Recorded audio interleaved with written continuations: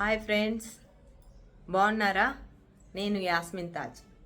ఇప్పుడు నేను skin dry ఎలా అవుతుంది అంటే పాలిపోవడం, మంటలుగా ఉండడం, క్రాకులుగా అవ్వడం, వీటన్నిటిని మనం స్కిన్ డ్రై అవ్వడం వల్ల చాలా ప్రాబ్లమ్స్ని ఫేస్ చేస్తుంటాం. అలా ప్రాబ్లమ్స్ రాకుండా మన స్కిన్ని మనం మాయిశ్చరైజింగ్ ఎలా ఇవ్వాలి అనే దాని గురించి మీతో మాట్లాడుతున్నాను.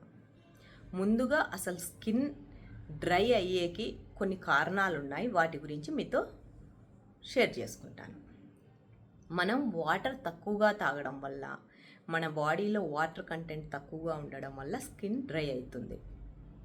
సెకండ్, హైపోథైరాయిడిజం అంటే మనకు థైరాయిడ్ అనేది మన బాడీలో తక్కువగా ఉండడం వల్ల కూడా మన స్కిన్ డ్రై అవుతుంది. ఇది డ్రై అయ్యి మనకు స్కిన్ ర్యాషెస్ రావడం, పాలిపోవడం, తర్వాత పొట్టు రాలడం, ఈ విధంగా ప్రాబ్లమ్స్ వస్తుంటాయి. తర్వాత డయాబెటీస్. మీరు గమనించారా ఫ్రెండ్స్, చాలామంది డయాబెటీస్ ఉన్న వాళ్ళకి స్కిన్ డ్రై అవుతుంది, పగుళ్ళుగా మారుతుంది, రెడ్గా అవుతుంది, ర్యాషెస్గా అవుతాయి. వీటన్నిటినీ మనకు ఏదైనా హెల్త్ ఛాలెంజెస్ ఉంటే దానికి తగ్గట్టు మెడికేషన్ యూస్ చేయాలి. ఏదో ఇట్లా అవుతుంది అని వదిలేయకూడదు. తర్వాత వాతావరణంలో చేంజెస్ అంటే చలికాలం, వర్షాకాలం, ఈ విధంగా ఉండడం వల్ల కూడా వచ్చినప్పుడు మనకు స్కిన్ అనేది మన వాతావరణంలో తేమ శాతం తగ్గిపోతుంది. ఇలా తగ్గడం వల్ల కూడా మన స్కిన్కి డ్రై అయ్యే ఛాన్సెస్ ఉంటాయి.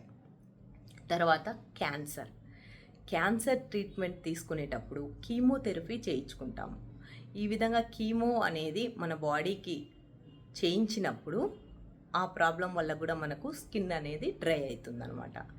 కొన్ని రకాల సోప్స్ వాడడం వల్ల కూడా మన స్కిన్ డ్రై అయ్యి మనకు ఆ కెమికల్స్ అనేవి మన బాడీకి సెట్ కాకుండా మన స్కిన్ పొడిపారడం అనేది జరుగుతుంది. తర్వాత మనం యూస్ చేసే క్రీమ్స్, ఆయింట్మెంట్స్ వల్ల కూడా స్కిన్ డ్రై అవుతుంది.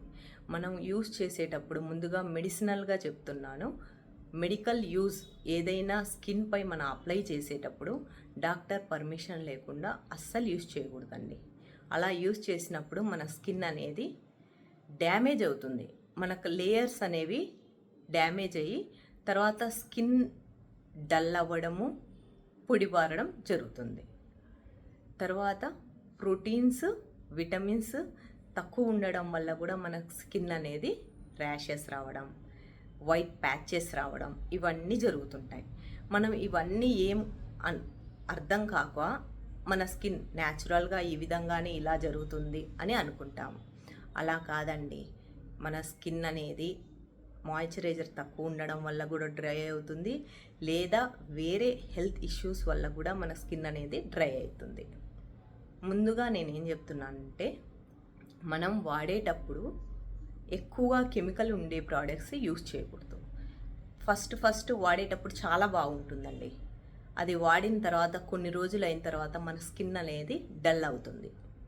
ఇలా కాకుండా నేను న్యాచురల్గా కొన్నిటిని చెప్తాను, అవి మీరు యూస్ చేయండి. చాలా ఎక్సలెంట్ రిజల్ట్ ఉంటుంది. నెయ్యి ఒక 2 డ్రాప్స్ వేసుకొని బాగా రబ్ చేసి చేతులకి యూస్ చేయండి, కాళ్ళకి యూస్ చేయండి. ఎక్కడైతే మీకు పగులు ఉంటాయో అక్కడ యూస్ చేయండి. ఫేస్ పైన బాదం నూనె అప్లై చేసుకోండి. ఆ బాదం నూనె యూస్ చేయడం వల్ల మన స్కిన్ అనేది చాలా గ్లోనెస్ ఉంటుంది. ఓకేనా ఫ్రెండ్స్? తర్వాత 4 లీటర్స్ వాటర్ తీసుకోండి. వాటర్ బాగా తీసుకోవడం వల్ల మన స్కిన్ అనేది డ్రై అవ్వకుండా మనం కొద్దిగా తగ్గించుకోవచ్చు. తర్వాత రెగ్యులర్గా ఎక్కువ హీట్ వాటర్ని వాడొద్దండి. ఎక్కువ హీట్ వాటర్ వాడడం వల్ల మన స్కిన్ కూడా డ్రై అయిపోతుంది. నార్మల్ టెంపరేచర్ ఉన్న వాటర్నే వాడండి. ఈ విధంగా చాలా ప్రాబ్లమ్స్ ఉన్నాయండి.